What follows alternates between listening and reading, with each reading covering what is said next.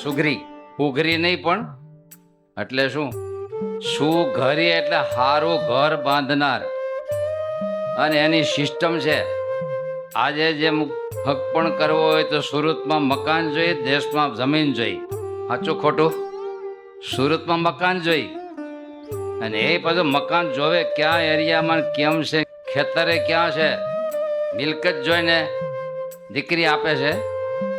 એ જ પ્રકારે નારી નર સુગરીમાં બે હોય ને, એમાં નર એને હક પણ કરવા માટે ઘર બાંધવા પડે. પેલા એ બધા નર હુઘરા સુઘરા એ સુઘરા અલગ અલગ માળા બાંધે.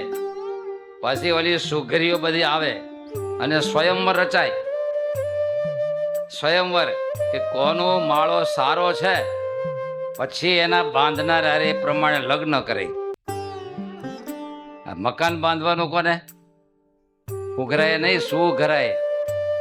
અને એ માળા બાંધે પછી સુઘરી પછી જોવા આવે, જાતે જોવા આવે. હવે એવું સિસ્ટમ એવી છે ને. હવે તો હવે પહેલા તો બ્રાહ્મણ હક પણ કરવા જતા, પછી ધીરે ધીરે મા બાપ જવા માંડ્યા, અને હવે ધીરે ધીરે આ સુઘરી છે જાતે જોવા જાય.